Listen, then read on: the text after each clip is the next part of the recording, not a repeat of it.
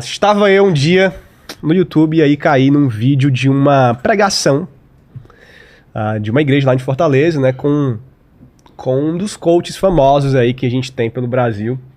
E esse cara tava pregando e aí eu comecei a assistir, curioso, conheci ele como coach, né, não como pregador. E ele começou a pregar e eu percebi que era uma mistura ali de um linguajar coach com um linguajar de igreja, de pastor, de Bíblia, de evangelho. E comecei a perceber uma estranheza, uma mistura assim, um pouco perigosa ali. Incomodou. Me incomodou, distorcendo talvez ali alguma coisa da Bíblia. E aí eu lembro que esse cara, quando ele foi fazer aquela chamada para as pessoas virem para Jesus, né, se converterem, se arrependerem, ele não usava assim os termos crê em Jesus, se arrependa, ele usava repetidas vezes assim, venha jogar no time dos vencedores. Nossa. Venha jogar no time dos vencedores.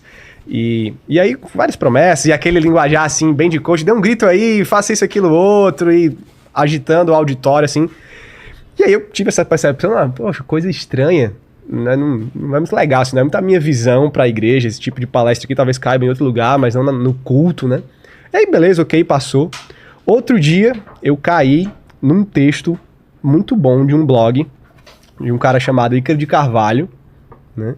Que atua, né, nessa área também de desenvolvimento pessoal, marketing digital.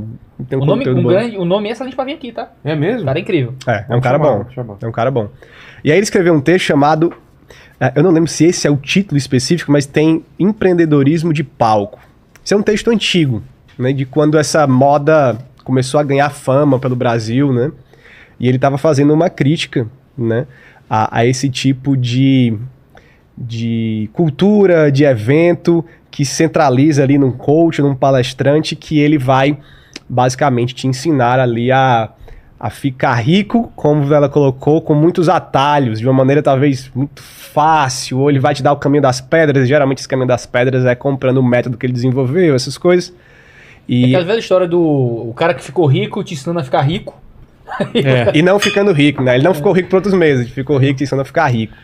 Mas ele estava criticando os exageros. E ele estava criticando, e foi aí onde eu percebi que daria para juntar a minha visão daquele incômodo, né, com aquela pregação, com a ideia dele, porque ele disse que esse empreendedorismo de palco estava se tornando a nova religião de muita gente. Muita gente estava passando a dedicar a vida agora a isso e a encontrar propósito de vida e a certa religiosidade mesmo nessas coisas. O empreendedorismo de palco, ele usa essa frase, né? É a nova religião do homem secular, que substitui os santos do altar pelas promessas de desenvolvimento financeiro, né? Emocional e pessoal, e objetivos de vida.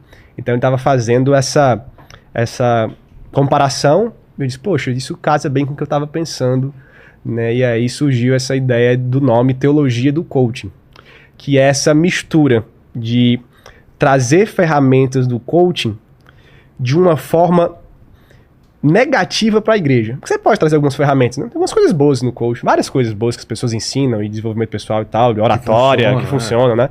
Mas é quando você traz e você mistura a ponto de distorcer aquilo que a igreja deveria estar fazendo e deveria estar pregando. Então, eu escrevi um texto que na época saiu com o nome de Teologia do Coaching, a substituta da Teologia da Prosperidade. Depois a gente pode tocar mais nesse assunto, e aí o tema cresceu, teve uma repercussão boa na internet, e eu comecei a escrever um livro sozinho, depois eu compartilhei com o Iago, e agora vamos escrever junto, e na hora, vai ser muito melhor, e a gente escreveu. Na verdade, a gente estava escrevendo ao mesmo tempo sobre o mesmo assunto, sem saber. Então ele estava escrevendo por uma via de uma análise das pessoas, dos coaches que falam na igreja, quem são os personagens, qual é a teologia. E eu tava fazendo uma coisa um pouco mais propositiva de teologia bíblica, assim, de como é que o evangelho é apresentado de uma perspectiva completamente diferente daquilo que esses caras falam. Quando a gente conversou e disse, poxa, estamos fazendo um trabalho parecido, a gente pode unir forças, fazer um trabalho junto. Aí foi quando a gente trouxe o Guilherme também, para trazer, já que ele é o meu consultor de grego em tudo, aí para ele trazer uma parte um pouco mais positiva. Então o livro é dividido nessas 3 partes. Você tem uma primeira parte escrita pelo Pedro Pamplona, então é bem dividido quem escreveu o que no livro. Tá. A parte do Pedro Pamplona é uma análise da teologia do coaching, e ele analisa os personagens, aí cita o nome do pessoal, cita gente que já veio aqui e coisas assim. Não vou necessariamente citar nomes, porque o jurídico não aprova que eu cite muitos nomes, mas a gente cita muitos nomes no livro, né? Mas a gente pode citar os nomes aqui e acolá também, não tem problema. Tem a minha parte no livro em que eu falo sobre o que é que o evangelho realmente cobra de nós, o que é que significa seguir Jesus. Né? E a gente apresenta essa perspectiva mais do peso e do custo de ser um cristão. Não é uma coisa que, eu sou crente, é isso aí, acabou. Tem um tipo de vida que você vive nesse cenário. E tem um aspecto mais positivo, que aí é o Guilherme que escreve, que é sobre quais são as verdadeiras bênçãos que nós recebemos quando encontramos Jesus. É vitória financeira? É a cura de todas as doenças? Não é. É outra coisa, a gente apresenta isso também no material. Mas é muito interessante também o que o Pamplona está falando, sobre esse aspecto da teologia do coaching surgir como substituto da teologia da prosperidade, como uma nova versão dessa teologia da prosperidade, né, Pamplona? É verdade. A gente... O Vilar deve conhecer, né? Claro. Os casos da teologia da prosperidade, de igrejas que vendem a fé, né? E que prometem riqueza se você depositar tanto, se você der o dízimo e a oferta e fizer o propósito e tal. Isso já foi muito batido no Brasil, a gente tem grandes escândalos, grandes reportagens sobre isso. E essa teologia ela ainda existe, infelizmente, ainda há igrejas fazendo isso e pastores ensinando isso, né? De maneira horrível.